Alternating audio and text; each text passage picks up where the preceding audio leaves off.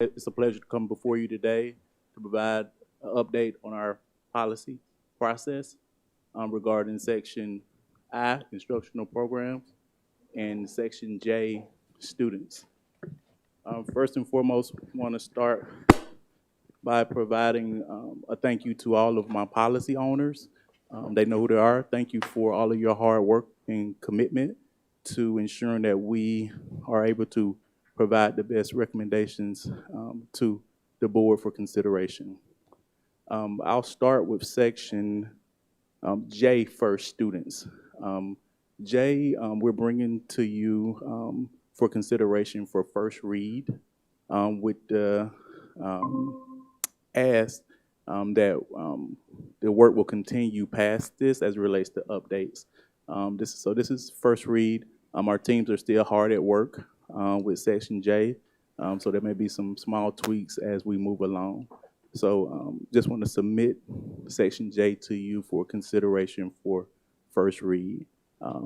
And I'll go through briefly the organization of the folder. The folder is organized as the last folders have been. You have a table of content. As the first page, the first document is GSBA's, Georgia School Board Association. That's their recommendations related to the policies, whether they are recommending we abolish, if the policy is required, or if they're offering alternative language for those particular policies. The second document is GSBA's policy manual, so you can see where they're recommending those particular changes aligned to the first document. The third document is a combined chart that shows GSBA's recommendations, but in addition to that recommendation, it has DCSS recommendations as well. So you can see what Georgia School Board Association recommended for the policies, and you can also see what our DCSS team has recommended via their hard work.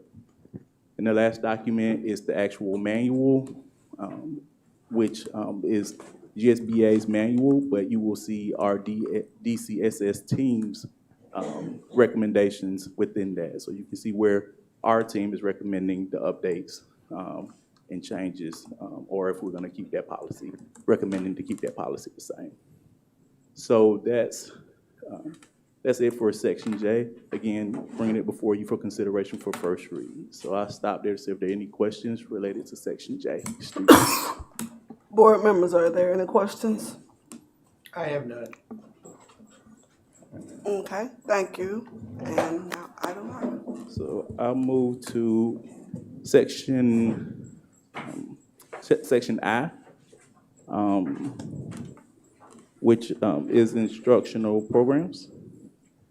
In this particular section, I'll go through a couple of updates with the policies. I won't go through them all because there are a number of policies, but I will touch on a couple of them. The first one that I will highlight is, well, first let me back up. I always remind everybody what the position of Georgia School Board Association is throughout the document. Their position is that if it's a federal or state law, then we don't need a policy for it. Through our leader, our position is that we want to be transparent, so we don't want our stakeholders to have to go and search for information everywhere. So we may disagree with some of their recommendations in the sense of transparency and ensuring that our stakeholders can find information to be able to inform them of that topic. All right. So with that being said, I'll lift a couple policies for Section I. And Section I did go before the Instructional Accountability Committee at the last meeting as well. So the first policy I'll lift is IBB, which is charter schools. And this policy is updated. And this policy provides the process if we have an entity that wants to try to establish a charter school. So it provides that process. It's just updated language of our current policy. The next one I'll lift is IC, which is curriculum development. Georgia School Board Association, they recommended that we abolish this policy. We felt that it's important for us to have a policy that speaks to curriculum in our district. So we decided to retain this particular this policy. The next policy, IDBA, which is sex education.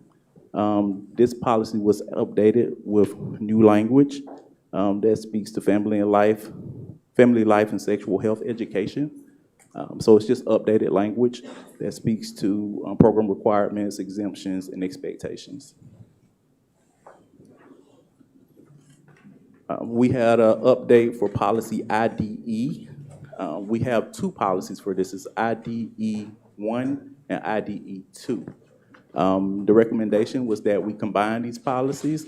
IDE 1 speaks to secondary, 9th through 12th grade. And then IDE 2 speaks to competitive interscholastic activities for middle school.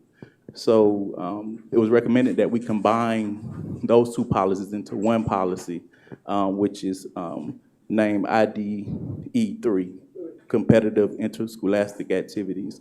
And it combines the policies, so the policy speaks to grades 6 through grades 12, and the intent is to provide information and requirements around eligibility as it relates to sports.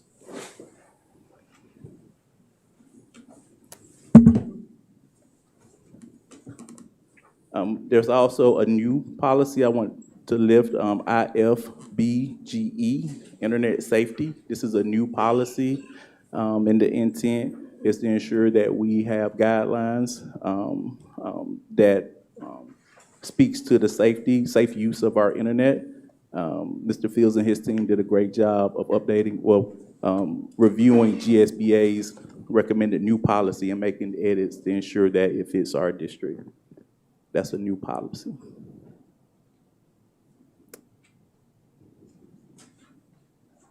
Grading systems, IHA policy was updated with new language. This policy actually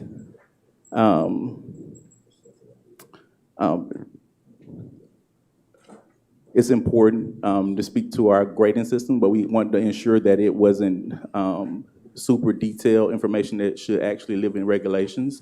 So we made it more policy. All right.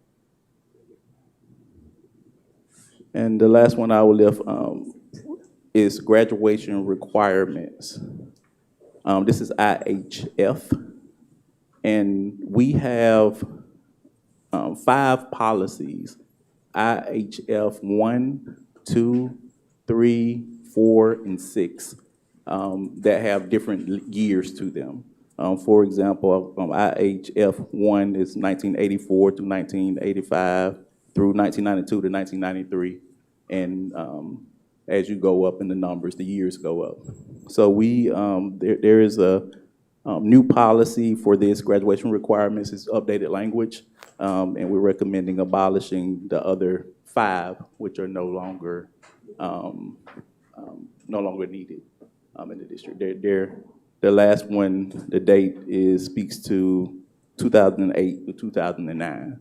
So updated language to support our graduation requirements. So those are just a few of the updates within Section I. There are over 50 policies in Section I, so I don't want to take too much time going through them. This is the second. We're providing this for the consideration for the second read and possible adoption for Section I for today. So with that being said, Madam Chair, any questions? Thank you, Dr. Phil. Does anyone have any questions? Ms. Heath? Good morning. Good morning. Dr. Finley, would you please repeat the ones relative to graduation in IHF? Yes. So IHF 1, which has the years 1994 to 1985 through 1992 to 1993. Then you have IHF 2, Right. And it has the years 1993 through 1994, or 1994 through 1995.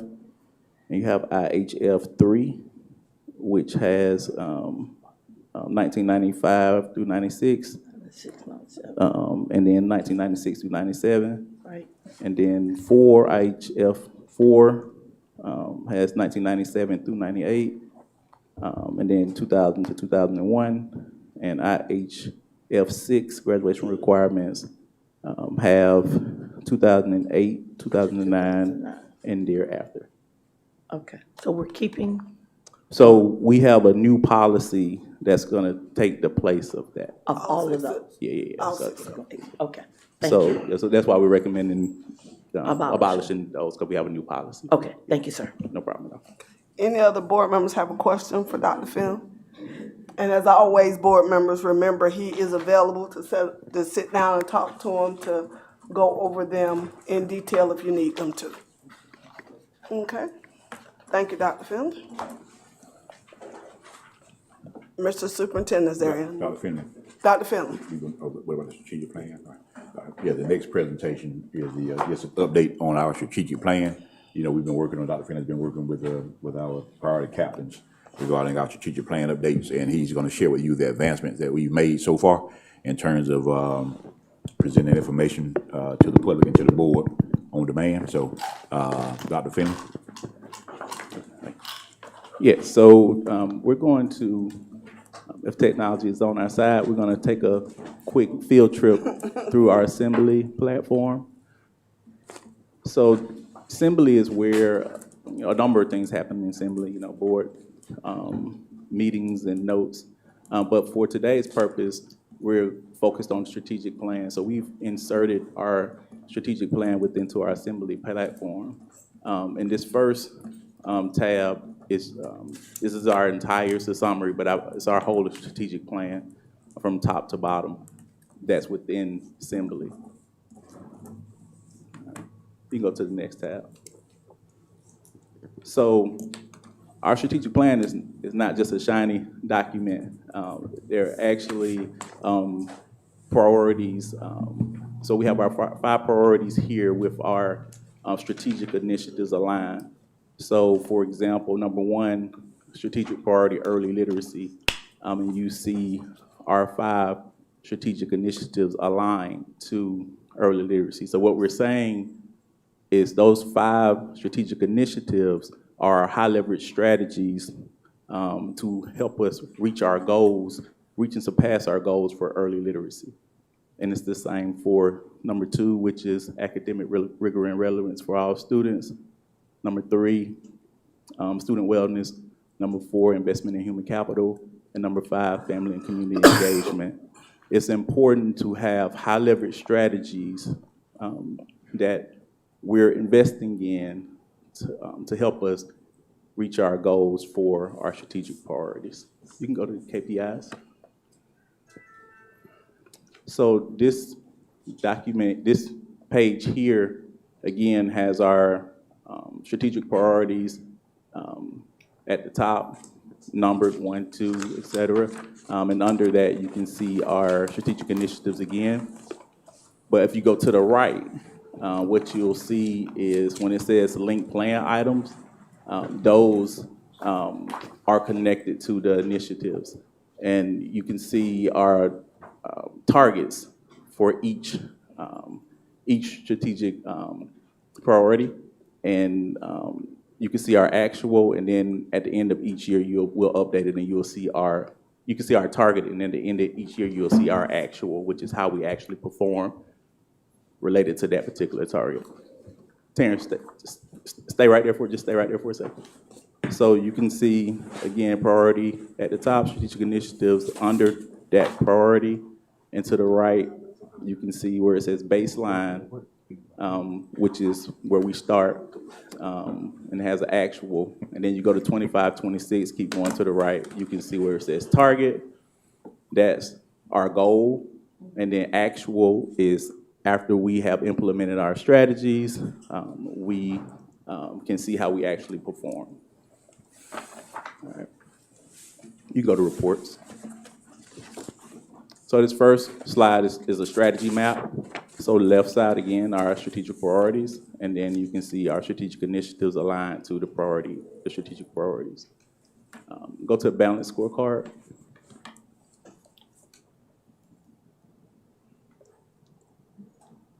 So again, this just shows our strategic priority, early literacy, strategic initiatives, our KPIs, which are our goals. So those are our goals for early literacy. And then you can see our baseline, what our target, and then we're going to be inserting our actual very soon.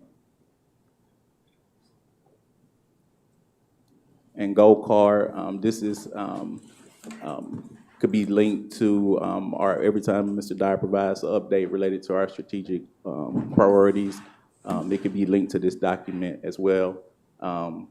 Also, policies related to the strategic priority can be linked in this particular area as well. So that number will go up. For example, of Mr. Dyer presented on early literacy 5 times. There's a way we can connect the agenda. It will show up 5 on here. So that's a quick overview of the Assembly site. It's a place where you'll be able to see how we're doing over time related to our strategic plan. Any questions? Any board members have any questions? Okay. Thank you, Dr. Finley. And also, Dr. Finley is working on a public-facing dashboard. He narrowed it down to 2 companies, I believe, who can provide data in real time with links to on our website that'll be updated periodically. So with this one, it's more of a management tool. We go through and look through it, but we'll have a public-facing dashboard that'll track using our scorecard in real time, our updates to our strategic plan and our progress toward meeting our goals. So thank you, Dr. Finley, for your work on that. So it won't be on Assembly. Assembly can't do that. Assembly have a summary of it, but for the public, you have to click and log in Assembly. With the public-facing dashboard, it'll just be a click and On the you'll be front. right there. Yes, ma'am. Okay. So it'll be more transparent, easier to access. So again, I want to thank Dr. Finley for his work, for his leadership on that. But I also want to thank all of the priority captains and the teams. He had made a lot of friends in this process, as he said. But they work well getting this thing done, and they understand that our strategic plan is what guides us, and they didn't take any shortcuts in developing and implementing, and so we look forward to the results that'll happen as a result of their hard work and dedication.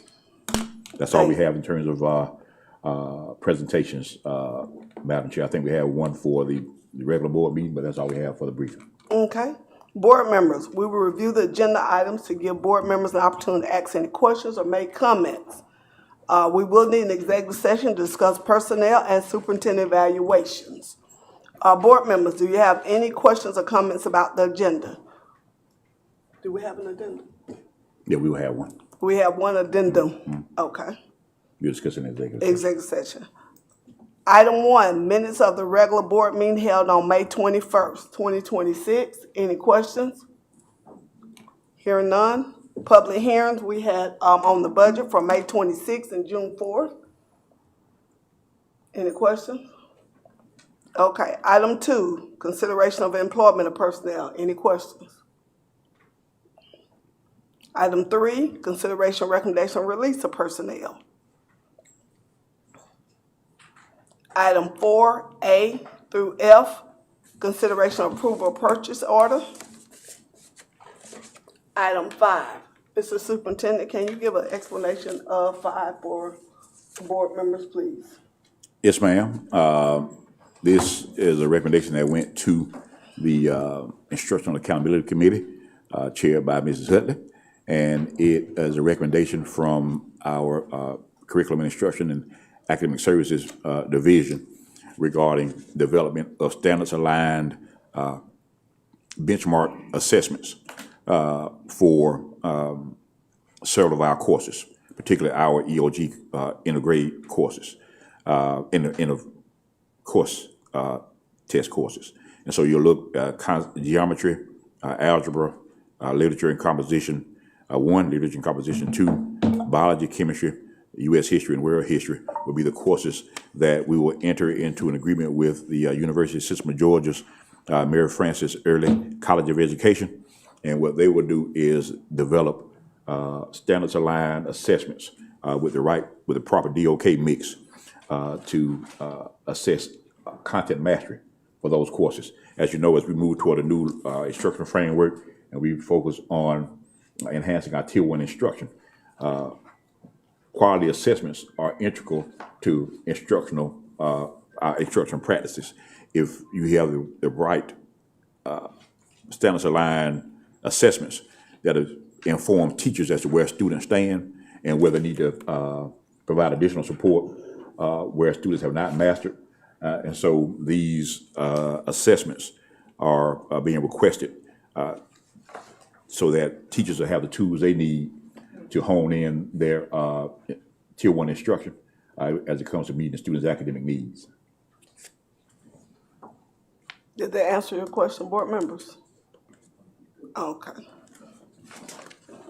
Number 6. Yes, ma'am. That is, as you know, as we move forward toward the renovations at Westover High School, building 5012. That building, if you are driving north on Westover, you'll see the building with the red, white, and blue garage doors facing the road. That's the building 5012. And that building is in a zone that we cannot renovate. So we're going to demolish that portion of the building, and we're going to replace that space with a 2-story addition, a second-story addition to the existing building. And that's in addition to the tower that's being completed right now on the other side of the building. So that's what that is about. And to demolish the building takes it out of our inventory, which reduces our instructional units, our classrooms, so that we qualify for funding to replace that in the new construction. That's why we have to get a resolution to demolish that building prior to the work beginning, so that we will qualify for funding for the additional spaces that'll be built in addition to, with the addition of the renovation that already been approved. Any questions? Ms. Yes, P?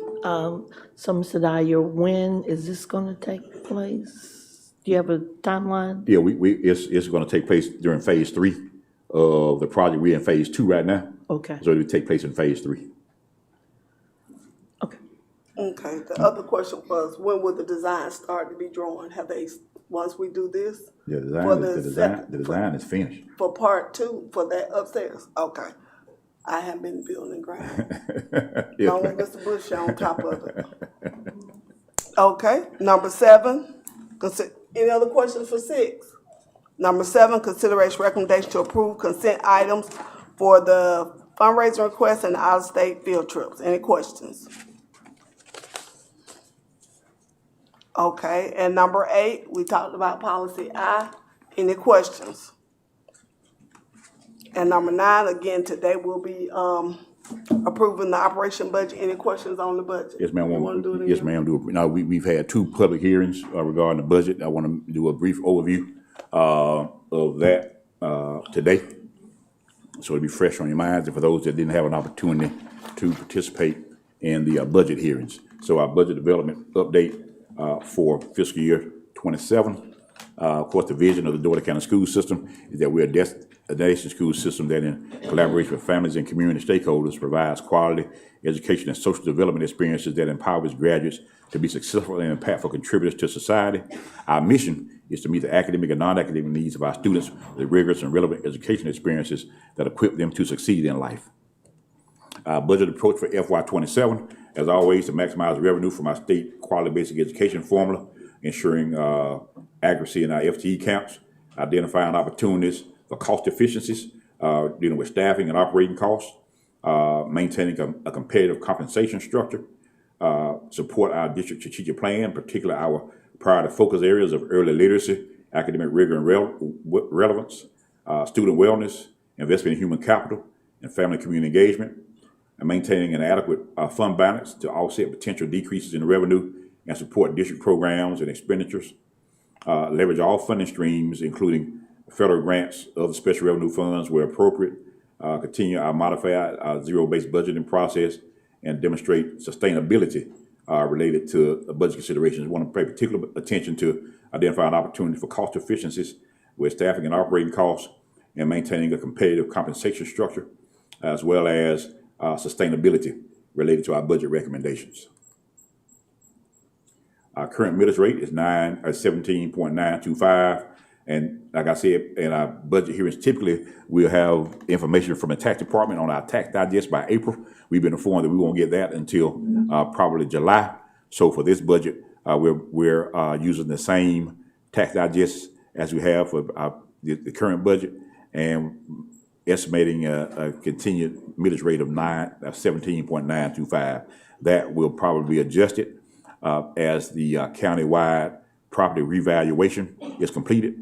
Anticipate a much lower millage rate if the property tax digest increases as expected. A couple of drivers in the budget. A TRS rate is going up 0.4 to 1 percentage points, and I know half a percentage point doesn't sound like a lot, but when you're dealing with a $100 million budget, that's about $4.1 million in additional TRS matching costs for our school system. And for state health benefits, our certified employees, the amount is going up from it's going up to $23,220 a year. As you know, our employees pay a premium that ranges anywhere from a couple of $100s to upwards of $600, depending on what plan they choose. But in addition to the premiums that our employees pay, we match that with almost $2,000 a month, actually $1,935 per month, equivalent to almost $24,000 a year. $23,220 a year is what we pay for every employee that has the state health benefit plan. The state provides funding for our certified employees, for most of our certified employees, to offset their costs, but it does not provide any funding for our classified employees. As you know, our legislative priorities included this year for the state to reinstitute the 25% cost sharing for the state health benefit plan for our classified employees. That was not passed, and so we still bear the brunt of all of our classified employees' state health. And again, it'll increase, just like certified employees, to $23,220 per year. But that cost is completely borne by the school system with no cost sharing from the state. The financial impact of that, we project about a little over $29 million in state health costs for the employer. That's not including the employee premiums, just what the employer pays, but we'll pay out of our budget. And we'll receive from the state about $19 million, a little more than $19 million. So, and just for a point of clarity, in FY19, just 6 years ago, the amount that we had to pay from our budget was a little more than $4.5 million for our employees' state health. It's projected next year, in FY27, that we'll be paying $9.9 million in state health. That's an increase of over $5.4 million, more than double in 6 years. And just so you'll know, as a point of clarity, that equates to about 4.85 meals. We leverage 17.925 meals. It costs almost 5 meals just to cover the healthcare costs alone. And that number has grown from, again, about $4.5 million 6 years ago to we're projecting to be almost $10 million in the next budget year. And you'll see that our commitment is to reduce costs as much as we can. And we introduced the shared savings plan in 2017 for those employees that opted out of our state health plan that could provide evidence that they had coverage somewhere else. They would get $3,000 supplement, and then we would save money because we're not paying that match. So over since 2017, using that shared savings plan, we been able to save about $3.5 million in cost reductions related to the state health benefits plan. Proposed salary increases for FY27, step increases for all eligible professional staff, and step increases for all eligible classified staff. There'll be $1,000 supplement for custodians. And remember, we're going to keep into effect back in 2025, Dougherty County School System minimum wage was increased for all full-time employees to $15 per hour, because this board made a commitment that no employee working full-time for the Dougherty County School System should work in poverty. And so that puts us well above the poverty rate at $15. So since that time, no full-time employee for the Dougherty County School System has been hired for less than $15 per hour. Starting pay for beginning teachers with no experience, it can be $47,500. We also have an additional $47,500. We also have additional funds available for recruitment incentives. And just as a summary of our general revenue, is slightly less than $179 million. Summary of all of our revenue and our fund balance is $375 million. That's a big number. I get nervous every time I see you. $375 million. In our millage rate history, as again, you'll see our millage rate has continued to go down. This board's commitment is to, when we have opportunities for cost reduction, we look at every cost reduction opportunity available to us prior to raising our millage rate, raising taxes. And that's been the sentiment on the board well before I got here, and we've continued that. So as you can see, over the last 20 years, this board has not raised the millage rate once. And in fact, over the last 8 years, the board has reduced the millage rate each of those years.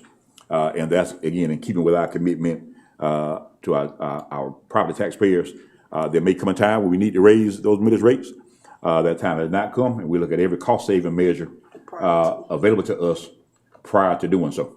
And I think you'll find that we're one of the few local governments in the area, in fact, in the state, with a declining tax base, a declining tax digest, increased costs, and still able to reduce the millage rate for 8 consecutive years. That's no small part due to the leadership of this board and to the people willing to make difficult decisions when they're confronted with them. Our strategic plan, of course, you know our budget is just a financial representation of our strategic plan. It's more than just numbers on a piece of paper. And so you'll see now the alignment with our strategic plan and our budget. Early literacy, we continue to support our district leadership specialists that we created those positions, established those positions about 4 years ago coming out of the pandemic. We'll keep our school-based literacy coaches. We'll add a few based on the funding we get from the state with the new Literacy Act. Our letters training will continue with our elementary teachers. And I think well over 80% have completed letters training, and all those that have not completed have already started their process. And again, we've increased the number of pre-K classes significantly over the last 6 years. And so we have over 200 additional slots in our pre-K class, 220 additional slots in our pre-K classes now. And that's alignment with our early literacy initiative, a priority. Our academic rigor and relevance priority, of course, again, increasing the number of pre-K classes, funding instructional innovation coordinator and specialists, providing supplemental AI resources to support instruction, expanding our teacher apprenticeship program, continuing our paid work-based learning opportunities for our students, and introducing the expanded accelerated career diploma, what we call our Committed to Careers initiative, and also moving from curriculum and instruction to a turning to teaching and learning focus, a mindset shift in that department, as well as establishing the Office of Student Career Services to increase the importance of relevance and work-based learning for all of our students. Student wellness, we'll launch our Leader in Me character development program. As you know, we've had significant challenges not just in Dougherty County, but statewide, nationwide, with behavior, character development issues with our students since the pandemic. And we received grants to implement the Leader in Me, which is the state's official character development program. We'll continue our service contracts with our behavioral health service providers for our students. Our school-based mental health grant will continue. We'll continue our screeners and our surveys. We'll establish the Office of Student Support Services within the Department of Student Support and Empowerment to focus on behavioral intervention, character development, chronic absenteeism, mentoring, and restorative services. And again, with our alignment with our strategic plan, investment in human capital, we'll continue our teacher apprenticeship program. As you know, the Dougherty County School System was the first school system in the state of Georgia that was a registered teacher apprenticeship program as recognized by the U.S. Department of Labor. Since then, 2 more have been established in Georgia, but we were the first. Our Instructional Coaches Academy will continue and will expand this year. Our Aspiring Leaders Academy will also expand. And again, our proposed pay increases, as we discussed, for both certified and classified staff. And you may have seen in the news several school systems mentioning that they are not providing step increases because of the costs associated with the rising costs associated with operating school systems. We're in a position where we're able to do that, and we'll maintain the minimum wage for all full-time employees that became effective in fiscal year 2025. Also, our investment in human capital, our enhanced employee benefits. As you know, we pay long-term disability coverage for our employees, enhanced life insurance for our employees at $25,000 plus $10,000 for their dependents. Our enhanced employee assistance program, the DCSS Perks program that provides free admission to several venues throughout the city for DCSS employees just by showing their ID. Our Health and Wellness Center that's available to all the employees, pay out for unused vacation time, and we increased our contribution for our employees on the public school employee retirement system to 5% from 3%, which it was prior to me being here. We increased that to 5% to enhance the benefits that our employees who in the PSERS retirement system would get upon retirement. Our family and community engagement, of course, we'll continue and expand our Level Up program. Our student mentorship partnerships will be expanded, and we'll also continue our VILA program, the Volunteer Instructional Leadership Learning Academy, and we'll launch Parent University, which we discussed will be a resource for parents to understand the academic and instructional resources that we have available to help them support their students at home, as well as other things that will help them in terms of the Level Up program and other activities that we'll have available to parents to enhance their lives and their families' lives. Significant funding considerations, as we talked about before, teacher pay increases. We want to maintain a competitive stance with our teacher pay. At current, we have the highest starting rate for teachers in Southwest Georgia. We're looking to expand the teacher pay scale beyond step 21. That was part of our legislative agenda as well. That did not pass. Also, we will continue that effort, and we're making some decisions that position us to be able to fund that internally if the state does not fund that. Our state health employer benefit match, again, going from $4.5 million in 6 years ago to projected to be over $9.9 million this year, and it's more than doubled in 6 years, and there's no indication that that is going to decrease. And so there have to be some decisions made to make sure that the school system maintain a viable financial position, and sustainability is one of our pillars of our strategic plan in terms of our budget process, as we mentioned on slide 1. And so we're making some decisions that enhance our ability to sustain operations and not be in a dire strait financially, as some other school systems have found themselves in. And then also, of course, the increase in our teacher employer, TRS employer contribution rate going up another almost 0.5%, which equates to about $4.1 million increase for us. And again, with a flat tax digest, with no increased revenue coming locally, and with our commitment to not raise taxes, to generate additional revenue, this budget uses about projected to use about $3.5 million in $3.1 million in our reserve, which is a very healthy reserve at this point. But we also know that this is not a sustainable approach, and so that what we have to do is make some decisions that will decrease our reliance on reserves and continue us on a stable financial in a stable financial position. Outlooks and challenges summarized, as we talked about before, the teacher pipeline, the number of teacher education graduates in the university system of Georgia continues to decrease. And so the fight for talent is still there in terms of the teacher pipeline and leadership pipeline. Wage inflation, wages continue to go up. State health benefit match increases. And then the tax legislation, which we discussed before, House Bill 581 from 2 years ago, and Senate Bill 33 from this year, which restricts school boards' ability to raise revenue through increased millage rates, which will be our last resort in terms of raising revenue. But that is greatly restricted by these two bills that were passed recently, one 2 years ago and one this past legislative session. The next steps, of course, the budget was tentatively adopted 2 meetings ago. We had a board member feedback opportunities, public hearings held on May 26th and June 4th. Made adjustments to the tentative budget if it was needed, and none were needed. And then the adoption of the budget is scheduled for today at this meeting.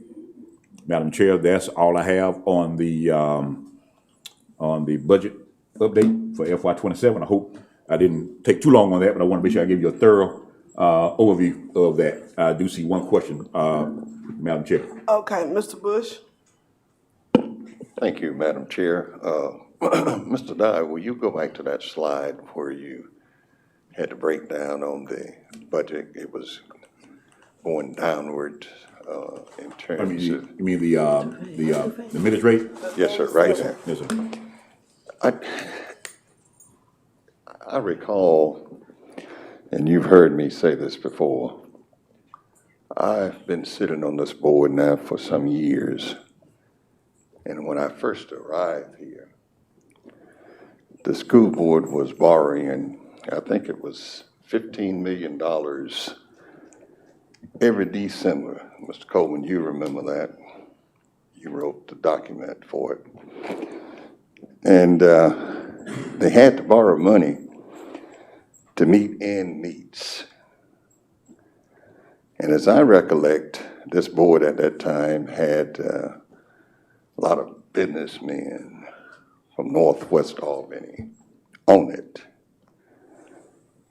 I'm not saying they couldn't manage money, but they had to borrow money. Now, since Mr. Dye's inception and Ms. Hatcher, who has diligently worked to remedy that situation, Mr. Dye, if I'm not mistaken, we have how many $1 million do we have on reserve right now? We have about 30. We project in this year, Reverend Bush, with a reserve of about $34 million. Okay, well, folks look like me, supposed to not be managers of money. So if you look at this board, you will see that somebody has managed your money. And Mr. Dye, I just want to ask one question. What did that thing going down mean? Does that mean that, just explain it to an old country boy like me. What does that mean? Well, that's our millage rate history as over the last 20 years.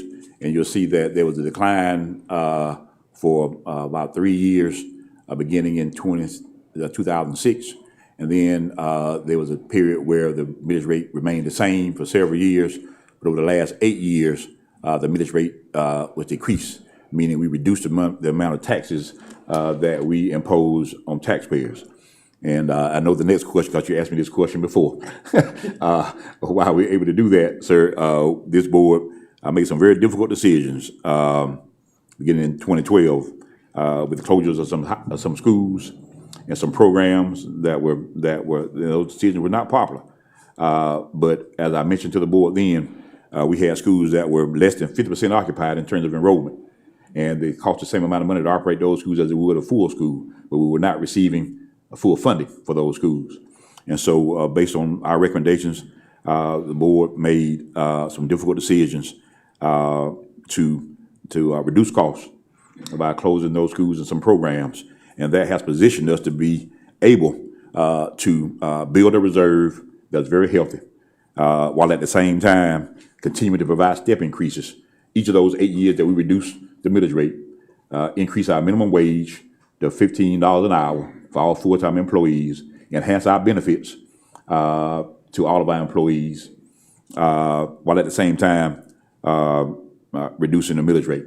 And so that doesn't come easy. It's not happening everywhere. Most places it's not happening at all. But this board has been able to make some difficult decisions. They're not always popular. And it's positioned us to be able to do that. And we'll continue to make those recommendations to make sure the school system is on sound financial footing, all at the same time not reducing the services that we render to our students and to our employees. And Madam Chairman, lastly, I just want to commend the administration and especially Ms. Hatcher's office and this board for being prudent in their thinking about fiscal affairs of this county. Other governments in this county continuously raise taxes and spend and spend and spend. I'm one of those old boys that don't believe in tax and spend. I think you should live within your means. At the same time, Mr. Dye, I think that you should take care of your employees, period.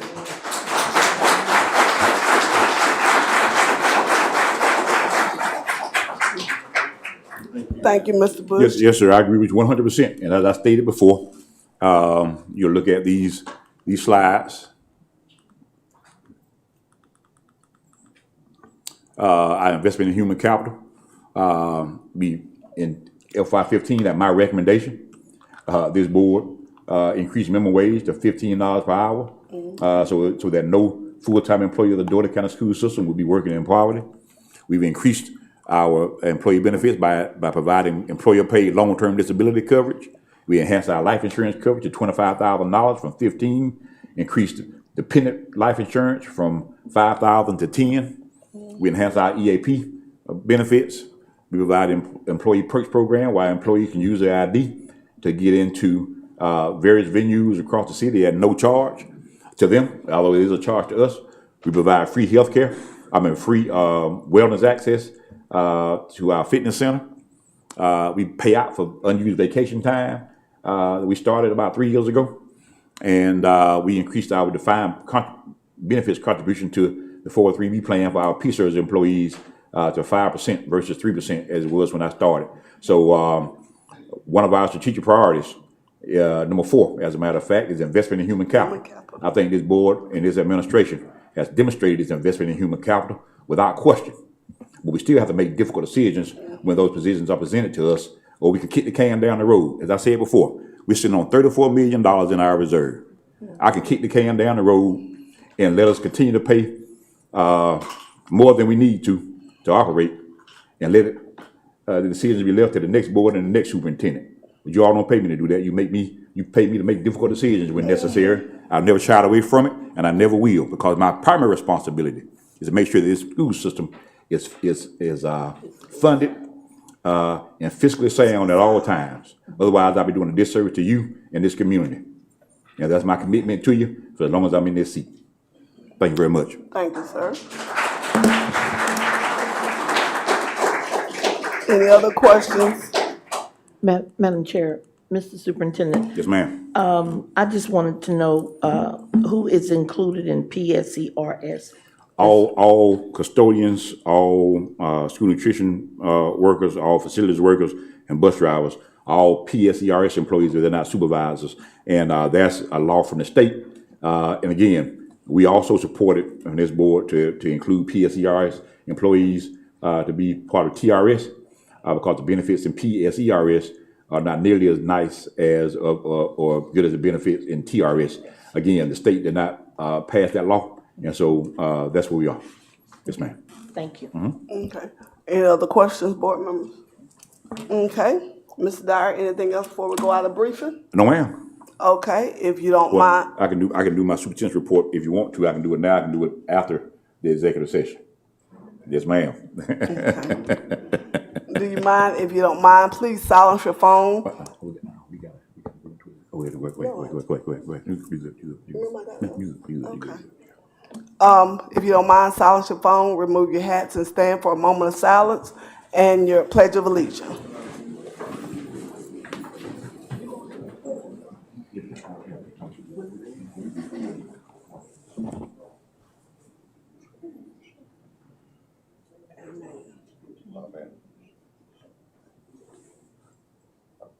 I pledge allegiance to the flag of the United States of America and to the republic for which it stands, one nation, under God, indivisible, with liberty and justice for all. You fine with the budget not being passed through bid? I'm good. We don't do an executive. I do want to do my report though. That's what I'm Okay, yeah. First we got a presentation. Yeah. Okay, board members, thank you. Welcome to the public regular board meeting of the Dougherty County School System. Mr. Superintendent, do we have any presentation? We had one person signed up. Is that person here? Ms. Brown, Commissioner Diane Brown. And Mr. Attorney, how long does she Yeah, 3 have? minutes. Okay, and who's the timer? I'm trying to sum it up in 2. Ah,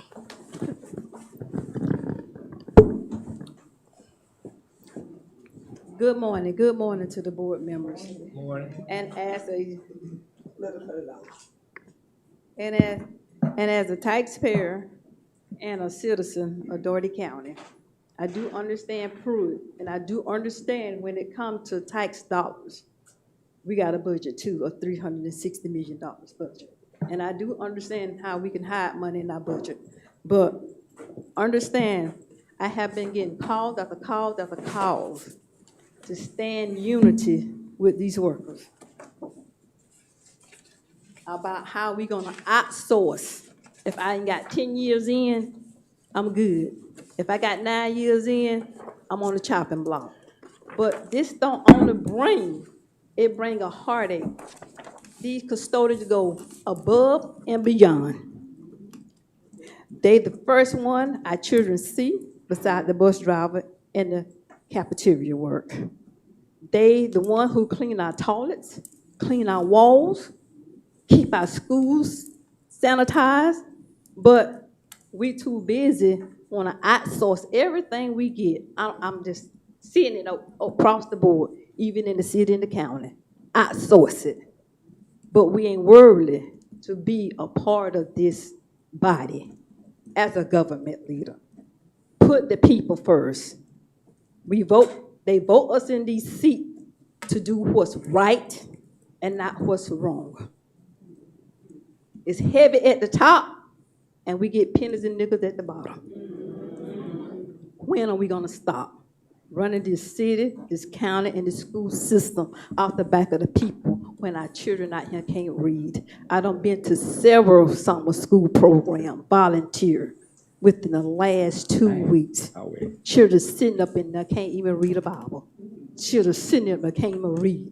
But this body wanna cut back on and outsource these workers that come here every day, work hard while we sleep, while we go home. You got some of these workers here, some of these workers working at night, keeping our schools sanitized and clean.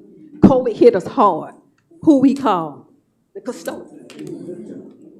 But I'm here to ask y'all to reconsider this outsource. When you outsource some are not gonna have no job, some not gonna have no benefits, some not gonna have no insurance, but we pay this board for you being here every day, for you being here to this meeting, we pay for your insurance, we pay $200,000 salaries up top, and we pay pennies at the bottom. So when are we gonna stop it? When are we gonna stop it? It's time out. We vote you in these seats to do what's right. and not to get in these seats and we don't know who you are when they put you in these seats. It's time out. It's time to be unified. 'Cause Commissioner Brown is for the people, and I'm with them. I don't care who it is. We need to get back to business, and the old business that we need to get back to, and not washing our hands and being up here Okay. for approving. Thank you, Commissioner Diane.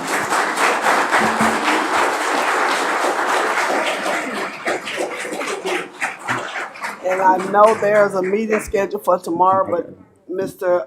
Superintendent, would you like to? Yes, ma'am. Of course, there is a meeting scheduled for tomorrow at 10:30 at Auburn High cafeteria to discuss in detail with employees who are impacted by this. But I do want to make sure I correct the record on some obvious misstatements of fact by Commissioner Brown. First of all, no one's on the chopping block. Our commitment to the and a requirement was that every employee is offered a job. Any employee that has 5 years or more with the Dougherty County School System has a choice to stay on our payroll or go to the contractor's payroll. Employees with fewer than 5 years will go to the employer's payroll. Pay will not be decreased. Pay will not be decreased. They will be offered health benefits, dental benefits, vision benefits, and an array of supplemental benefits. Pay will be weekly instead of twice a month, and there will be 4 opportunities for advancement because they'll be separated by zone, and there'll be 4 zone assistant managers that'll be hired and promoted from within our current ranks, particularly from our head custodians. There'll be a 401k offered to the employees with a employer match with that 401k. In no way are we putting anybody on the chopping block. In no way are we throwing away any employees. I think for the time I've been superintendent for 9 years, you'll be hard pressed to find anyone who would say I hadn't been fair to every employee. Now, is every employee going to get exactly what they want? No. Do we have to make some difficult decisions sometimes? Yes. But in no way are we doing anything that's going to adversely impact the group of employees. I've been an advocate more than anyone in the school system.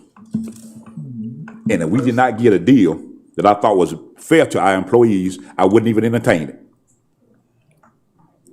And so, weekly pay, a full array of benefits, health, dental, vision, and supplemental benefits, a 401k match that is competitive with the PSERS retirement plan, and any employee with at least 5 years of service has the choice to stay on our payroll or go to the contractor's payroll. I have more benefits, more information regarding that because I've done an analysis of every employee. So every employee tomorrow will know what benefits they have, what benefits are available from the new employer. They'll know what their pay rate is. And also, it makes sense for some employees who are 60 years old who qualify for retirement with PSERS to move full-time to go to the contractor. They'll get their retirement from PSERS and they'll get a full check from the contractor. So in many cases, the employees will get more money.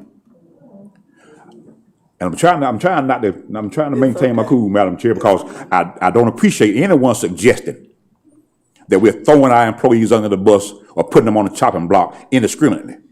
We have difficult decisions to make. We're gonna make them. And I make them. I make the recommendations to the board. If you choose them I'm trying to keep smiling, but I just don't like people blankly saying without asking any questions first. We agree. Without asking any questions first, making accusations in public And that we're not doing right by everybody has employees. my phone number. And I take exception to that. And I'm going to maintain my cool. And I challenge any government in Southwest Georgia to demonstrate the level of fiscal responsibility As we have that done. we've demonstrated by reducing our millage rate as many times as we have and still be able to keep a reserve as healthy as we have and provide enhanced benefits and employee pay increases every year. Every year. And supplemental pay. Now, the part that, also, I'm glad you made the supplement, also as part of the transition, any employee that chooses to go with the new employee, with the contractor, will still get the $1,000 supplement every time it's included in the budget. And we're going to take that out of our reserve because the state won't fund it, but we're going to fund it out of our reserve. Right. because we appreciate the work that they do. And I think it's easy to say it, it's hard to show it. Yeah, And I think we've not only said it over the last 8 years, we've shown it. We've shown it. yes, And I challenge anybody to say that they've shown it better than we have. amen. That's it for the city of Albany and anybody else. Thank you, ma'am, for your time. Thank you.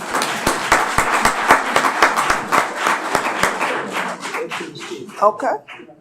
Mr. Sue, y'all good? All right. So, do we have a motion to adopt the agenda? Madam Chair, I move the adoption of the agenda as is. Second motion. Second motion, all in favor? Aye. All opposed? Motion passed, agenda is adopted. Do we have any changes for the minutes of the regular board meeting held on May 21st, public hearing meeting May 26th, and June 4th? None that I see. Can I get, so can I get a motion? You want to slow down? So move. Second. We good. Give me, Let's give us a few minutes so they clear the Gotta room. make sure you get somebody that's supposed to, okay? With the right information. Hey, take care, Mr. Tucker. I'm waiting, till the room clears. Okay, We good now, it's good. okay, you got it? Okay. Consideration, we did all that one. Entertain a motion for a consent agenda except number 9 and 2A, because you're gonna have to discuss that in executive session. So move. Second. So we're doing everything but 2A. I'm sorry, thank you. So we're a consent agenda for everything except 2A and 9. Can I get a motion? Because number 2 is gonna go in, The 2 is 2 through 9. yeah, but you gotta do that then. Don't mention it then, but it's just 2, the consent agenda for 2 through Okay, 9. 2 through 9, 2 Madam- through 8. Madam Chair, did we finish the previous motion? Yes, ma'am. Did we? It was second. And I then, second it. yeah, and I say all in favor. Who said I, well, we'll do it over. Yeah, can we All just- in favor of, that was the early one. May 21st, 26th, May 26th, and June 4th. You had a motion from Ms. Hudley, Hudley, second from Dr. Fennessy. All in favor? aye. All opposed? We can always go back. Okay, now consent agenda for items 2 through 8. Does that include 2A? No, you're gonna do 2A. No, we have not presented 2A. 2A will be presented in executive session. Okay, gotcha. Yes, ma'am. Madam Chair, I offer motion that we approve a consent agenda for items 2 through 9, Through 8. We Through have to do 8, I'm sorry. I do the budget by itself. 2 through 8. Second. All in favor? Aye. Aye. All opposed? Okay, now can we have a motion for 8, adoption of the school number 9? Madam Chair. Adoption of the operation budget for 2027. Madam Chair, I move the adoption of the FY 2027 DCSS operating budget. Second. All in favor? Aye. All opposed? That's budget, all is, you good? Okay. That's it. So, Mr. Dyer, would you like to go into executive session? Sure, ma'am. Can I get a motion to go in executive session? So move. Madam, All in favor? Are you going to make your announcements about that?